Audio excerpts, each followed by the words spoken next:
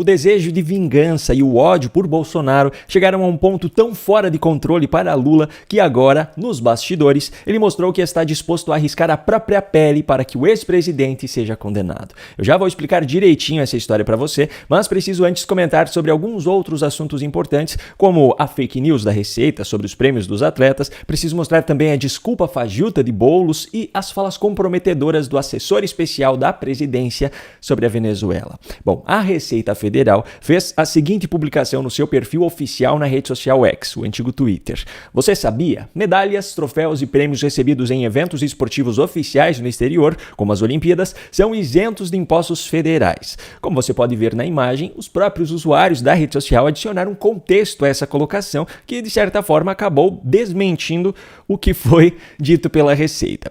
Teria sido isso, então, uma fake news da própria Receita Federal? A resposta é parcialmente. De fato, as premiações recebidas pelos atletas em eventos oficiais no exterior, como é o caso das Olimpíadas, são isentas de impostos federais. Só que a forma como foi escrita essa afirmação passa um entendimento enganoso ao leitor, pelo seguinte: os medalhistas olímpicos, como você já deve ter visto em algum lugar, recebem uma premiação em dinheiro dos seus respectivos países. Esses valores variam de um país para o outro e também variam entre os esportes individuais e os esportes em grupo.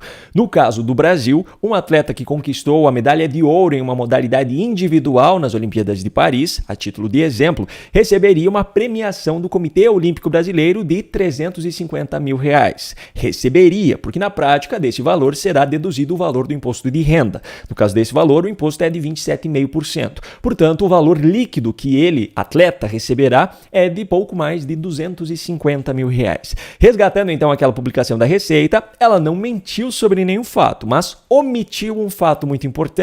A própria Receita, por sinal, emitiu nota oficial justificando a não isenção desse imposto de renda para os atletas olímpicos. E isso, por sinal, foi alvo de muitas polêmicas, porque realmente parece muito injusto que um atleta que conquistou por mérito próprio uma premiação dessa tenha que abrir mão de quase 1/3 dela em impostos. Só que, por outro lado, todos nós, cidadãos brasileiros, sofremos dessa injustiça também. Nós pagamos imposto de renda sobre a nossa renda, quando ela é acima da faixa de isenção, e quem recebe prêmios, como o da loteria, por exemplo, também paga esse imposto. Bom, Lula assinou uma medida provisória que foi publicada no Diário Oficial da União nessa quinta, isentando os atletas medalhistas das Olimpíadas de 2024 do imposto de renda que incidiria sobre essa premiação em dinheiro. Mas agora eu quero saber de você que está assistindo. Você acha justo ou não que os atletas sejam isentos nesse caso? Você acha que existe alguma solução diferente? Me conta aqui nos comentários. Vamos debater sobre isso de forma pacífica, obviamente. Agora eu preciso mostrar a desculpa fajuta criada por Boulos para fugir da resposta sobre a ditadura venezuelana.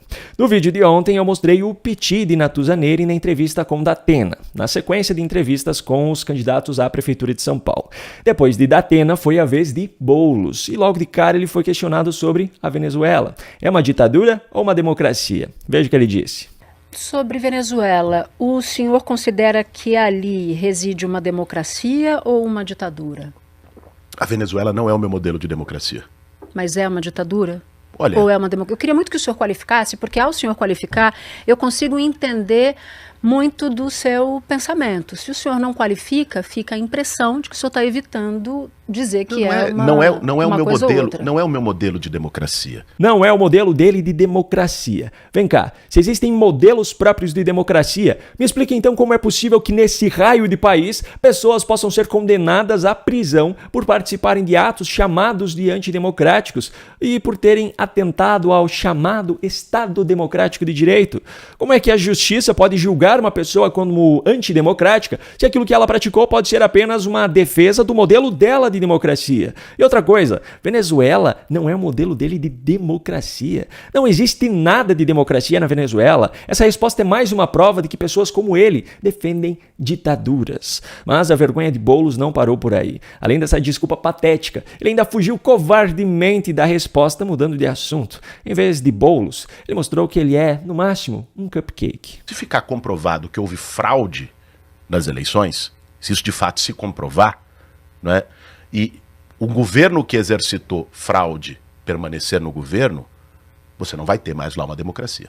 Definitivamente. Eu entendo. Agora, o que eu queria pontuar também, Natuza, eu sei que isso é importante, não vou me recusar a responder nenhum tipo de pergunta. Agora, a Venezuela está a 4.000 quilômetros de São Paulo. A 20 quilômetros daqui do estúdio da Globo, a gente tem o Córrego dos Freitas, lá no Capão Redondo, um problema histórico de saneamento. Só que esse comportamento, na verdade, foi uma legítima representação do grupo militante do qual ele faz parte. Outra cena parecida foi registrada na Globo News, quando o assessor especial do presidente Lula, Celso Amorim, foi recebido no Estúdio I. Lembra daquela história de que Lula disse ter ficado preocupado com a ameaça de banho de sangue feita por Maduro, antes ainda das eleições, e depois Maduro disse que quem ficou preocupado deveria tomar um chá de camomila? Pois é, Celso Amorim mostrou que ele e o governo Lula são completamente submissos a Maduro. Porque houve ali um ataque. Nós entendemos dessa forma, eu sei que muita gente no governo brasileiro não entendeu dessa forma, mas o Maduro dizendo que quem não estava gostando da situação poderia tomar um chá de camomila.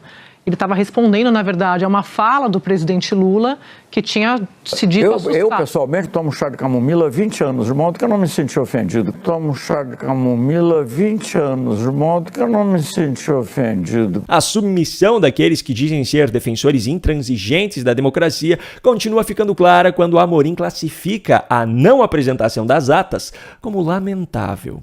Eu acho que não é... Claro que é lamentável que as atas não tenham aparecido. Eu não estou dizendo isso agora, eu disse isso para o presidente Maduro. Eu estive com ele no dia seguinte da eleição. Amorim também disse que teme um conflito, ou melhor dizendo, uma guerra civil. Não sei, o pior cenário digamos, ficar nessa questão, condena um, condena outro, e você entra... Eu temo muito que possa haver um conflito muito grave. Eu não quero usar a expressão guerra civil, mas conflito muito.